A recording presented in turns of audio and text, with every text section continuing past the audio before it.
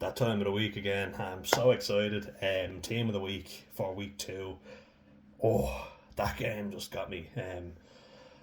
Time for the infamous whiteboard to go out.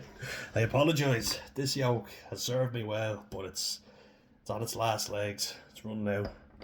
I'll have to update the system, and I'll start making the videos on the laptop and make the teams more technical. I got the idea from two cents. 2 cents rugby, the Kiwi fella. He uses his whiteboard too. Though he seems to keep his markers in better condition. Maybe he has a few tips for me. But really good week of rugby. A few hard picks. Now I have to just give a mention and say the centres did not have a great showing, and there's one centre who leads the whole thing by a mile. Special shout out to Ollie Lawrence, who was again outstanding in the centres. He was very unlucky to miss out last week. I just felt like, and I know, probably seemed a bit harsh on England players because they did play very well against Ireland and they put us to the sword. Tom Curry was brilliant, too good to not have in the team. I feel like if England won, he would have gotten man of the match, and again, he was brilliant for them against the French. England were outstanding in the tackle. They were really good. What was it now? They made 124 tackles to France's 108, but they had less tackles missed than France. That's incredible. That's really good. That's clinical. And they absolutely smashed France back. They dealt with the big men very well. Manuel Miafu was a non-entity in that game, really. He was poor. I was disappointed with him. I don't think he's been great in the opening 2 rounds, if I'm being perfectly honest. It's not really a test against Wales, and he didn't really impress me, if I'm being perfectly honest. And I like him. He's an exciting player. I love him getting on the ball. He's a big, huge, powerful man. Needs to do more for me. France were exceptionally poor. And we mean for as good as they are, which will show you how good the only French player on this list is. So I'm really impressed with myself getting that England game. Now, I got the Ireland prediction wrong by 11 points, but to be fair, Scotland I thought were going to be better. I actually gave them credit and thought they were going to put it up to us, and they just didn't. They put it up to us for a little bit, but then they dropped off. They didn't have enough in the tank at all. There's no Scots in this team. Just didn't feel like they were good enough. Though I have to say, Stafford McDowell had a good game off the bench, but not as good as the players that I've mentioned. And also, I'm doing in the context of the game, so winners. Do you know what I mean? So Italy obviously winning, England winning, and especially with England winning in the manner they did. Like, France were poor, but England put it up to them, and they really stepped up. I was very impressed with England, I have to say. And that's why I'm annoyed with them and their discipline, like their lack of discipline against Ireland, because I felt like they don't need to be doing all that shit, Even in the French game, there's a few pushes off the ball and a few shoulders. I remember Damien Penaud grabbing Ollie Slideholm after a little cheeky shoulder in the sideline, and Penaud was not standing for it. He was like, fiery Frenchman. Penaud got a try, but he was nowhere near good enough, especially not at the levels that he's at. He's such a good player. You need him to be playing better than that. He dropped about 3 of the balls. So, yeah, you can't be putting him in. I couldn't justify putting him in, especially not when other wingers had better games. So, Ireland getting a great win against Scotland. There's going to be a few Ireland players in the course. There has to be, But I feel like our centres didn't step up enough. And look, Bundy has been a warhorse for us. Peter O'Mahony, an absolute workhorse. You just want to put him in, but if I'm being fair, there were players that were better, especially in the context, as I say, of the games, and who were key to the team winning. Try not to be biased. I've even named a player who I said I don't like, so it's credit where it's due. I only name players based on how well they played. So, yeah, I will definitely do that. And at hooker now, the 2 Ireland hookers got in last week. They didn't do enough for me this week. The Scotland hookers weren't good enough either to get in.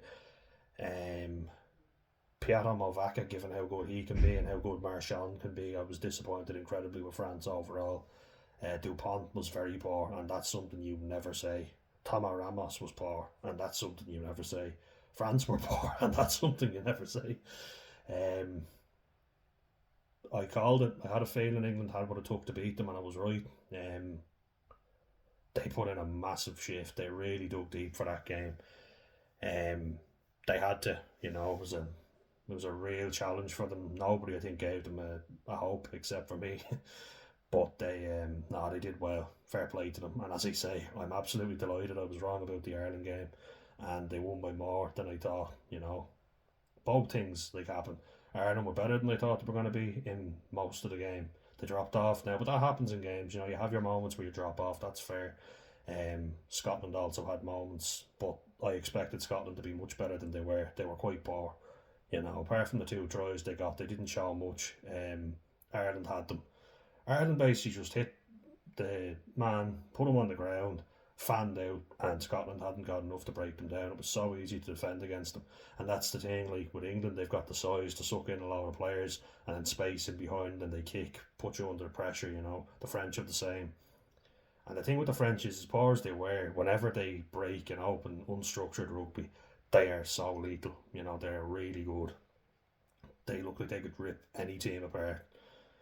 That's why I was screaming at the telly, even though like it's France against England. You're kind of like, do we want England to win or not? But I'm still there going, oh, that really annoys me because England keep kicking it back. Ramos is running up with either Peno or BL Barry, and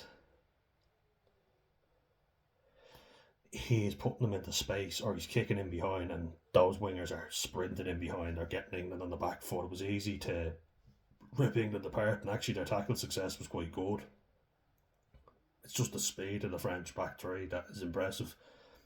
I don't think that centre partnership of France is very impressive. I thought Mo Fana had moments. Look, he's a physical presence. He is the New Caledonian fella, and he fucking floored Henry Slade. But I also think Henry Slade is quite poor. He's really dropped off in form. I feel like our centre partnerships of Bundy and Henshaw weren't good either. Didn't do enough at all for me. Had their moments, but that's where I felt Hugh Jones was starting to get on top, and Tom Jordan. That's where Scotland looked dangerous. Darcy Graham went off early. The head knocking. Obviously, wish him all the best. Don't wish any bad on anyone.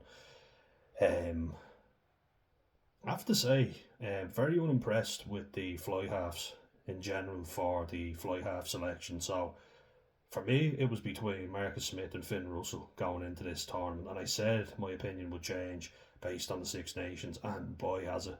I feel like those two have not delivered nearly enough. Marcus Smith has flashes of brilliance. Finn Russell, everybody's saying the jersey is his. Based on the first two performances, absolutely not. I think Finn Russell has been terrible. Nowhere near what he can do, and I know he can. I know he has moments of brilliance, but it's not enough. He drops the ball so often. He made about 3 or 4 really bad errors. Terrible kicks. His kicking was very poor. Didn't get nearly enough distance. I actually didn't see anything positive that he did in that game, and I was saying it before that we should be worried about Scotland if he flies that, like that big floating pass. Like he did a brilliant one against England before, got it in between 2 players, maybe even 3, and Hugh Jones just came steaming onto it, and that's where Scotland looked dangerous, but they never got going. I feel like more so than anything, poor Irish play gave them points, but they didn't show it. They seemed a lot more reserved. They weren't talking as big as they normally do, and I think they knew themselves like we were going to be too good for them, and that proved to be the case. And we did. We beat them. We stuck it to them. It's always good to beat them because they certainly have set the tone that they don't like us, and we have said we don't like you either. And that rivalry has come on nicely. With Ireland, of course, getting on top in the last 11 games now, so fair play. We've done it. I think we've well and truly proven who the better team is, if we didn't already. So yeah, I have to say I thought Scotland would give a better account of themselves. I thought that was going to be a much tighter game than it was, and now it was nerve-wracking at half-time, and then when Blair Kinghorn kicked those 2 penalties, I got very nervous. I was screaming at the TV, but nah, look, we did more than enough. We were good. We were better than them. Our quality showed.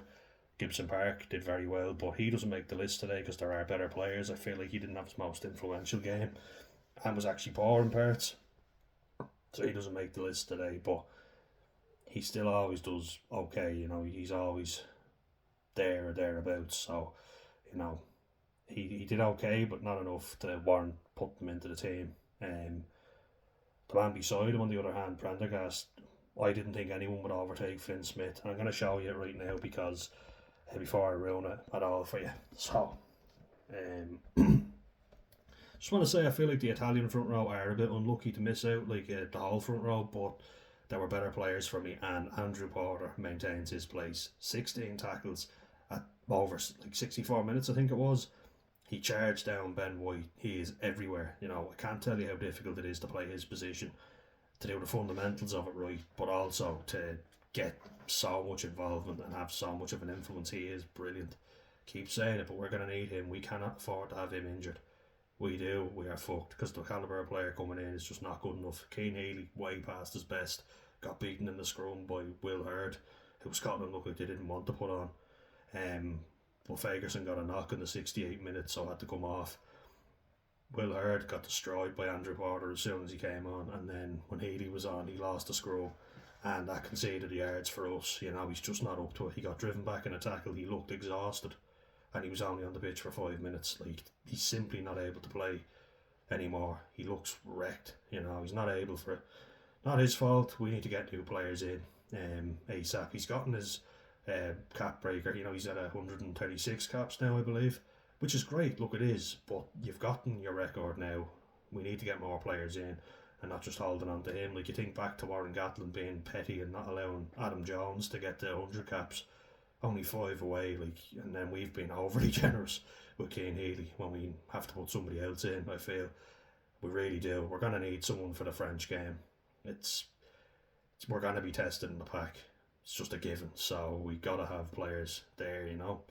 Healy can't cut it anymore. Simple as, we need new blood. As Lou said, we have the players, we've got to just play them. And moving on to, because just finishing, Andrew Porter got more tackles than Scotland's open side flanker Rory Darge, who does not make the list because he wasn't as good as he was last week. But a loose head prop getting more tackles than the opposition, who are defending more, you know, so they're the defensive team for most of the game, and still the loose head prop on our team has made more tackles than their open side flanker. That is incredible. That's an absolute machine of a man. Number 2, Giacomo Nicotera. Unlucky to miss out last week. Feel like he's really good in the line out. He really led the tone. He's a good scrummaging hooker. You know, I feel like Simone Ferrari could have made the list, but wasn't as good around the field. He did the fundamentals very well, but I feel like Italy were very sloppy.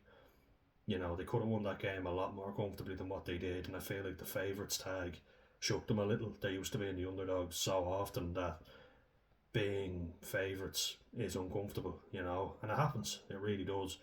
And they'll get used to that, you know. Tommaso Allen, I thought he composed himself again, but he's not. He didn't do enough to make this list. Still played very well. Garbisi had very good moments, but not enough for me. Ange Capuzzo, good moments, but not enough. You know, he needs to do more. So does Monty Ioane. I feel like those two really need to up their game. They're world-class players on their day, and they are, but they didn't show it in the first 2 games. I feel like the back 3, apart from, of course, Tommaso Allen, who was very good. 2 wingers need to step it up for Italy, I feel. You've got Jacopo Troia, and you have Simone, I guess. 2 very good players, and I think if the 2 lads like Capuzzo and Monty Ioane aren't performing, you can put those 2 lads in. They're certainly giving a case for themselves. Nicotera really led from the front. His lineouts have been very good. I feel like the second rows for Italy have been very quiet. Nicolo Canone and Federico Ruzza. Dino Lam as well. Sometimes I don't even know who's on the pitch. I only know Lorenzo Canone and Nicolo are brothers, and you see them chatting to each other, and that's how I know Nicolo was on. But no, the Italian pack in general, the front row were really good, you know, and the scrums were much better than Wales's, but I feel like Italy could have done a lot better in that game. They made hard work of a game that they were in complete control of for a majority of it. At number 3 is an interesting selection, and fair play to Finlay Beatham. He stepped up last time, had an okay game, but today, solid in the scrums. Should have gotten 2 jackals, got 1. Put himself about, really good tackles. Very impressed. I feel like Will Stewart just misses out on this spot, you know, because Beatham did more around the field, and the front row was a collective effort. So 2 Irish front rowers again. And Balaam definitely deserves a spot. And he was very good, fair play to him. He stepped up and he did a lot. Got a really good jackal at a crucial moment. So fair play, sir. You're in the team. Number 4, the man I've been criticising, but he stepped up yesterday. I will give credit where it's due. I said it. Got turnovers, made life very difficult for France. Maro Itoje gets in. And let's just say the second rows weren't great. They didn't give a great showing all throughout the weekend, really. But Itoje did. George Martin, very quiet again. Not really doing enough for me. I picked him. I thought he could be good enough for the Lions. He needs to do more. He's not doing enough. Him and Miafu don't look fit. They look quite heavy and are struggling to get around. Martin has moments, but not enough. Itoje was the better of the 2 second rows, and that's why he gets in at 4.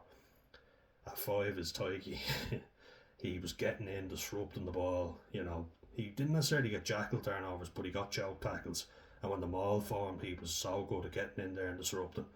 When Ben White lifted the ball, he was straight in on him and he was harrying him and hassling him all the time. He made his life a living hell and made loads of tackles. He carried as well, he did everything right. And he went off, injured, and came back on. So to do that, the man's a machine. Great player, really good player, and really gave a good account. He keeps his place. So we have both the Irish players like Andrew Porter and Ty Byrne keeping their places, deservedly so. Another man that keeps his place is Tom Curry. Big reason why England won was him. He was outstanding again. Jackals, tackles, nearly got through for another try. Very good, very, very good. I feel like we saw glimpses of Tom Willis, but not enough. Ben Earl he looked gassed at one stage, and you think Ben Earl's one of the fittest lads in the pitch, surely, but he didn't look it. Maybe he got a knock. Got a great jackal turnover, so an honourable mention, but Tom Curry was the best back rower for England again, and really set the tone, and there were better players for other teams, such as Lorenzo Canone. I should have put El Canone, sorry, but at number 8, you know who I'm talking about. I feel like the other Canone brother at number 4 is not doing enough. The Italian second row, like Federico Ruzza, can be very skillful. He's got great hands and mad eyes as well, the real intense stare. He usually plays very well, but Canone got 2 brilliant jackals, carried like an absolute machine. He was very impressive. I feel like the other 2 back rowers need to step it up. Lamaro is usually a great player. He's the captain, Capitan, no fantastico. I don't feel like he's played very well in this tournament so far. He had glimpses, but not done enough. Negri went off early, didn't he? I'd like to see Zuliani come in. He has the most jackals in the URC for Benetton Treviso, so maybe get him in. And then there's Alessandro Isakor. Now look, you're not going to take Lamaro out. He's the captain and he brings everyone together, but if Negri's not cutting it, I certainly think there's a shout for Zuliani to start. He's certainly made a case for himself with how well he's played in the ORC. But Lorenzo Canone, I felt like the match should have been stopped for a second when he smashed Tagliafico Faletau, who was a warrior as well. But Canone carried very strong off the kickoffs. He was very impressive. He got several he didn't even necessarily get as many jackals, but he slowed the ball down and then got 2 really impressive jackals and turned the ball over really impressively. Made his tackles, did everything he had to. For me, he was the most impressive Italian player out there. He was very good, and he has been. Every time I watch him, he's impressive. He's a very good player, and I mean that. I put him in the same category as anyone. He's an outstanding player. Really powerful, really strong, great ball carrier like all 8 should be, but gets over that ball as well. He scores tries. He's outstanding. Now, a man that started on the bench is going at 6, and that is Jack Conan. He was brilliant. He deserves to be in that starting team. He got a turnover, he made tackles, he made big carries, and he got a try. He was brilliant. So I was there thinking, will I put him on the bench? And no, he deserves to be in the main team because he was brilliant. He was absolutely outstanding. And he has been. He always is whenever he shows up for Ireland. So he goes into the starting team. Great player. Does it all. Workhorse, machine. Peter O'Mahony and Tagliafico Faletau are, some of the greats. You want to put them in the team, but man, being fair, Conan deserves that spot. Canone was brilliant for Italy. Best player for me on the Italian side, and Tom Curry for England was outstanding again. Number 9, Alex Mitchell was very good. He stepped up big time. He really set the tone for England and everything that was good about their attack. He led the way, he really was leading them. He was kicking well. He got them firing. He was very impressive, and that scoop that he can do, the sniping, he's really good at that. And I feel like that tired out the French forwards, which led to England getting on top and winning the game in the depths, which is very, very, very fucking impressive. At 10, take a bow, Sam Prendergast. What a performance. 5 kicks from 6, setting up tries with brilliant passes off the left hand for Calvin Ash's first. He led the way, he orchestrated the thing completely. He didn't look out of place at all. He was brilliant, really good. He had an okay game against England. I wouldn't say poor, but I wouldn't say great either. But he was great against Scotland. He was outstanding. His kicking was phenomenal, and he only missed one. So take a bow, sir. You were brilliant. Now, 21 years old, fair fucks. Like, that's impressive. He went in. I thought Finn Smith is getting the nod, but now Sam Prendergast was even better. So fair play. Deserved man of the match, and has really put himself in contention now. If he can keep this form up for Lions, because as I say, the two main contenders, Finn Russell and Marcus Smith, have not been doing good enough. I feel like Finn Smith stepped up, and maybe Jack Crowley, even, unless the other two can sort the game out. Not good though when you don't have an awful lot of informed 10s, Marcus Smith missed 2 very simple kicks. A player of his quality should be getting them all day. And you got a real mixed bag. Some poor kicking from him, some good carries as well, but not good enough, really. You expect a player of his calibre to nail everything, and he missed a simple enough one against Ireland, and he also got a yellow card, so needs to step it up. So we'll do the centres, and as I said, wasn't a great day for the centres. I didn't feel like many centres performed very well. Feel like Aki and Henshaw were too slow and allowed Hugh Jones to get the upper hand. I don't feel like Hugh Jones was nearly good enough though. A player of his quality, I expected him to be a lot more influential than he was. Had glimpses, but not enough. A player of his quality should be doing more for me. And Tom Jordan, I don't even know where he was playing half the time. So yeah, very messy from Scotland. Not very Finn Russell and Messi. Didn't play like Messi today, but they were very sloppy. Scotland. They got 2 tries. Luckily, it was kind of off the cuff stuff, not good enough. I thought they were going to stick it to Ireland today. I genuinely thought they were going to put it up to us. I even said so. And we got to be on our game. But they really weren't. They did not step up enough, and that's why people are like, why are they getting ahead of themselves? Like, that was the big fear for me, was that we would lose to Scotland. We have France still to come, and can't take Italy or Wales lightly either. But Tom Ahern is in the team. Great news. I'm delighted to hear that. Brilliant player. Him and John McCarthy, future second row partnership for Ireland. I'm absolutely over the moon for Tom Ahern that he's in, because he's a brilliant player. Deserves to be there. Finally, he's come in. So, fair fucks. I hope he gets a chance to show what he can do. Brilliant second row.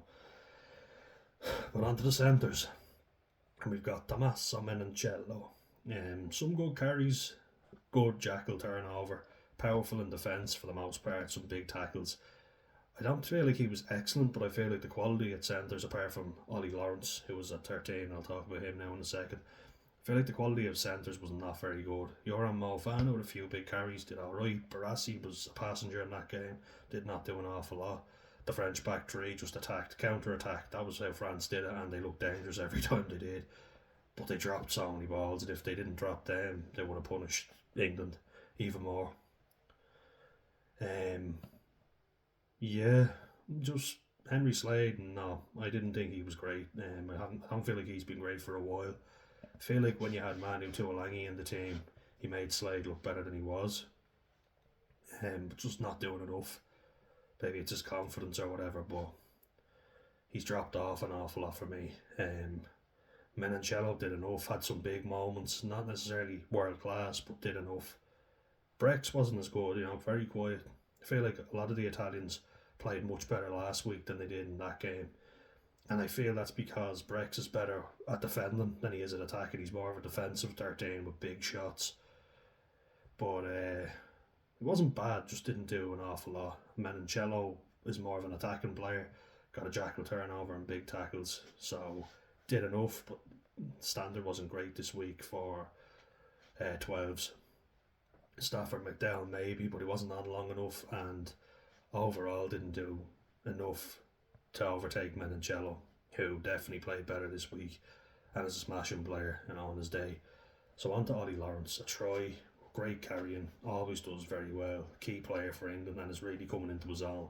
He's really playing very well now, and I feel like he's a key ball carrier. He gets England that punch they need through the middle. He's very good. He's outstanding. He's really come on. He doesn't have the same bulk and size that Manu Tuolangi has, but he definitely has speed and he's muscular, like he's strong. And when he comes onto the ball at pace, it's very hard to stop him. Seems like a nice guy as well, so credit for being having good manners. Tommy Freeman at 14 on the right wing was brilliant. Got a try, big tackles, very strong after the contact, drives through. It would be criminal not to put him in this team because he was very good on that right wing. Brilliant, really played well. I feel like both England wingers did very well. Ollie Slideholm got put into the team and I've been shouting for that. I was so tempted to put him in for the man that he tackled, who I have named, and it's the only Frenchman in the team, which will tell you how good he is. But Tommy Freeman overleapt Bielbarri and really good try, really deserved it. Second try of the week, got involved a lot more, got a lot more touches in the game. Very good, very strong, very physical, great carrying. Deserved to go in. On the left wing, keeping his place, and as I say, the only Frenchman, which will tell you just how good this man is, Louis Bielbarri. He is brilliant. He's the best winger in the competition. I'm calling it. Hands down the best winger. He is outstanding. He's so quick. He's the fundamentals of a winger.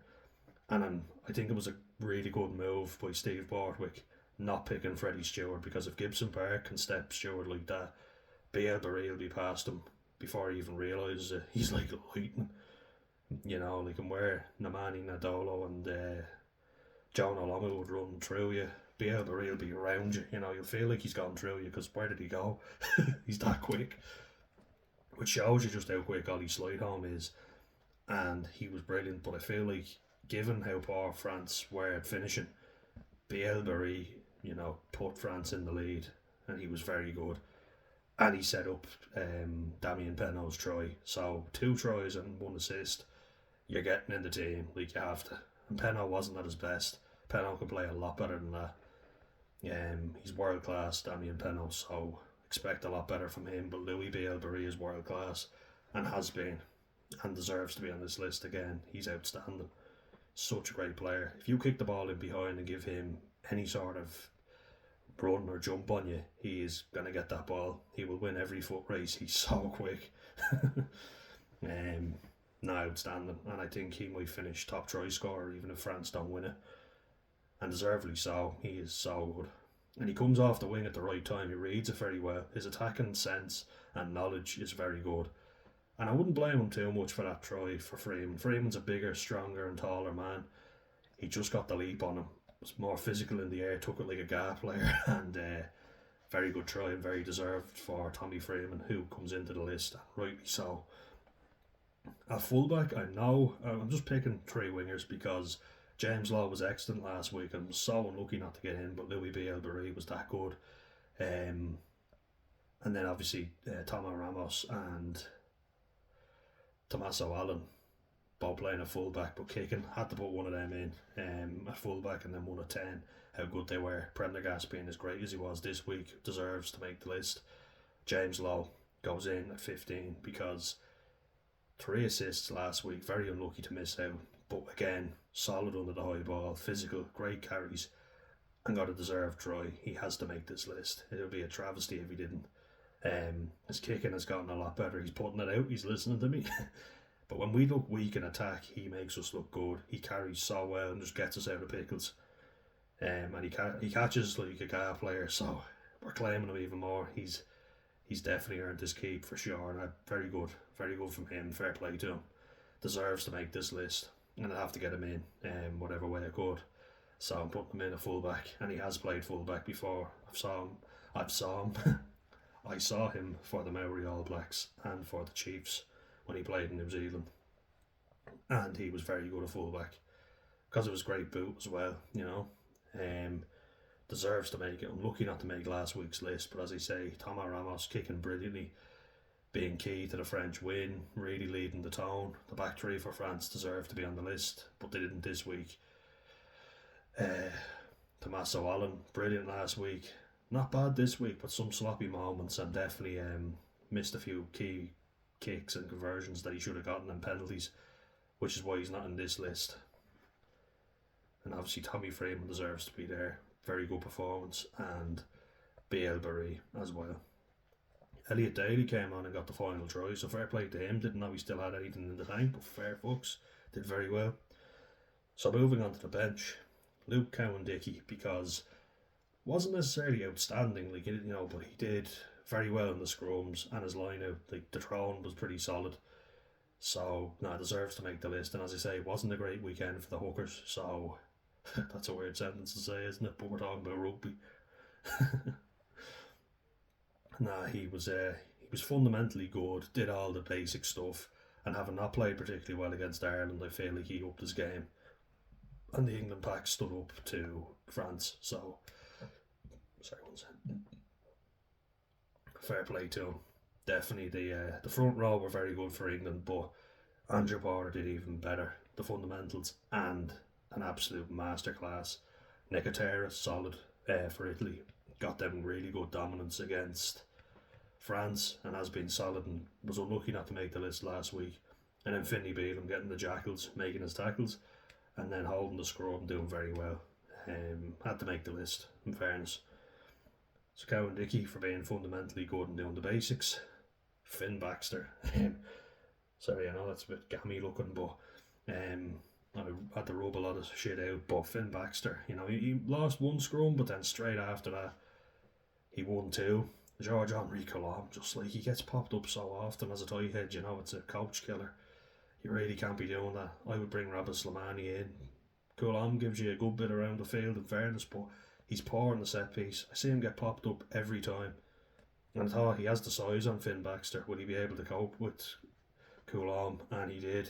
He more than coped with him. And then he got a try. So for a loose head, he has to make this list. Genge is unlucky to miss out because, as I say, the England front row were very good. But when you score a try as a front row prop and then you win two scrums at key moments, you're going to get into the list. So fair play to Finn Baxter for that. He really deserves to be in this list. And Will Stewart so it's an All England replacement front three because Will Stewart dealt with Jean-Baptiste Gros very well, who was a very good player. Very good, very impressed with Jean-Baptiste Gros. I won't criticise him. I even watched the scrums. He held his bind all to the end, but the pressure coming through. Weenie Antonio, he's taken a lot of knocks. I love Weenie. That big bushy beard and that smile that we all love and know. Real gentle giant, our Weenie. But he's gotten so many injuries, such a big heavy man. It's taken its toll. France are going to start having to look at replacement tight heads, and I think Tavita Tatafu was the man to do that in the future. Coulombe's just not good enough in the set piece.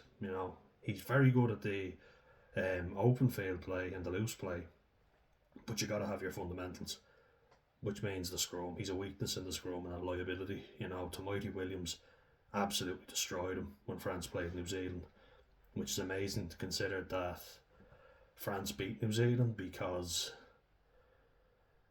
Tatafu got injured early, who looked solid in the scrum, and as soon as Coulombe came on, Tomoiti Williams made mincemeat of him. He destroyed him, popped him up every time without fail, and he's a very good loosehead. A top quality loosehead will destroy George-Henri Coulombe. He's not good enough. Will Stewart was very good in the scrum, kept his bind solid. Tight head is an anchor, as they say. That's exactly what Will Stewart was. Very impressed with him. I feel like he's really come on. When Bath played Leinster, he held his own, against Andrew Porter. So Andrew Porter didn't beat Will Stewart, but he kept his bind. He kept his bind high. And Rabah Slimani did the damage. Really did great work on Beno Obano. But Stewart has proven himself. He's very good in the set piece, and he deserves to make this list. He's unlucky not to get ahead of Beelum, but I feel like Beelum got that turnover at a crucial time and put himself about and just really, really deserves to be in this list. And he's not a player that I thought I would have picked, but fair play to him. He really earned it. Ollie Chesham at replacement, second row, because I feel like he really started attacking. He came on and he was very good at just taking the ball direct, getting England over the gain line. And as you say, not a very good weekend for the second rows either, but he injected a lot of punch into the England team and was a good line-out option, and he won a few. Looks like a decent player and a solid option in the line-out, so deserves to make this list. I feel like Grant Gilchrist and Johnny Gray didn't do nearly enough in that game. Few pieces, yeah, but I feel Scotland don't deserve to have many or any in this week, but they didn't show up. I thought they would challenge Ireland a lot more than what they did. They had glimpses, but that was all. Not consistent and not good enough in the end. And they said they were going to win this year's Six Nations, and I even said if ever there was a year for them to win it, it was this year. Felt like they had everything going right. Glasgow were coming off winning the URC, got to give huge praise where it's due. You know, they went to South Africa and won at altitude against the Bulls. Not an easy thing, and they did it, so fair play to them. But that's not translating on the pitch. You know, one really good win against Australia, and it was, and they looked very impressive, but they just don't back it up. They were very poor against Italy and were lucky to win by as much as they did in the end. I feel like Italy dropped off, but I don't think Finn Russell comes even close to making that Lions jersey his own. He hasn't been nearly good enough. You know, he just hasn't. Has the potential to be world class on his day, but he just doesn't do it often enough for me. I think you can make a highlight reel of mistakes that he's made so far, and we're only 2 games in. Not good enough at all for a player of his quality, and I know he has the potential to be brilliant. He does, but he's too arrogant, doesn't play for the team, and that's translating on the pitch. You know, I was actually thinking, oh shit, Russell's off, so Scotland might actually put something together. I felt like when we put pressure on him, he just kept handing us the ball back. So anyway, moving on. Caelan Doris played much better this week than he did last week. Scored a try as well. Did quite well. Big carries. Was strong in the contact. Definitely upped his game and was a good leader on the pitch. You know, really led the team well. So fair fucks to him. Conan was just better. That's why Conan gets into the starting team. And we put Doris on the bench. But that's why I make a 23-man squad. Fair play to him. Solid carries. Got a try that he deserved. And being a number 8 carry, hit hard, score tries. He did all those things, so fair play. Replacement scrum half, another position where people didn't really shine. Pajrello for Italy, I thought, stepped up. I thought he was quite good. A few really good kicks in a game of aerial tennis. Italy and Wales and England and France, a lot of them were kicking battles. I feel like our game was much more expansive and entertaining, even though the England game was extremely entertaining. It was a lot more kicking. And for Italy against Wales, Pajrello got a brilliant 50-22. So, no credit where it's due, you know. Gibson Park wasn't at his best, but did play well. And DuPont was way off, and that's mad to say. I can't believe I'm even saying it, but yeah, so another position where Alex Mitchell outshone everyone by a mile. 22, Finn Smith. Unlucky not to make starting 10 because he stepped up and was brilliant, but Prendergast was even better. Finn Smith took over the kicking duties and did very well. So, fair fucks. I think he could be a player to go through and even challenge for that Lions jersey if Smith isn't going to, Marcus Smith that is, isn't going to take his opportunity, you know. Finn Smith could be that man. Finn Smith and Sam Prendergast. Who would have thought? But they're both after stepping up big time this weekend. And at 23, my man, I said, why isn't he starting? Every time I've seen him, he's been good for England, and he was brilliant for England against France. He's very unlucky not to make the starting team. Only reason Ollie Slideholm doesn't make the 15 is because how good James Lowe has been the last 2 weeks. Tommy Freeman getting a try, and Louis B. Elbery, despite France not being clinical enough, being excellent. Ollie Slideholm was outstanding. I think the one moment for me that sums up that England performance against France was when Louis B. Elbery broke through, and you think he's getting his hat trick, right? He's away, and Ollie Slideholm chased him down and stopped him, and then ran nearly half the length of the field.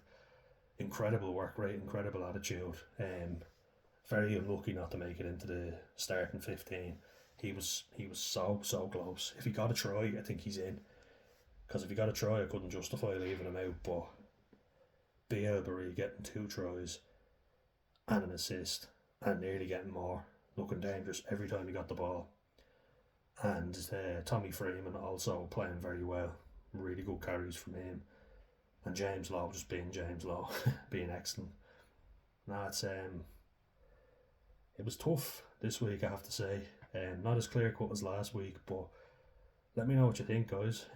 It's exciting making these videos, and I hope you enjoyed it. And I'll see you in 2 weeks because there's a break, and it certainly won't be as close as it was this week. See you in the next one.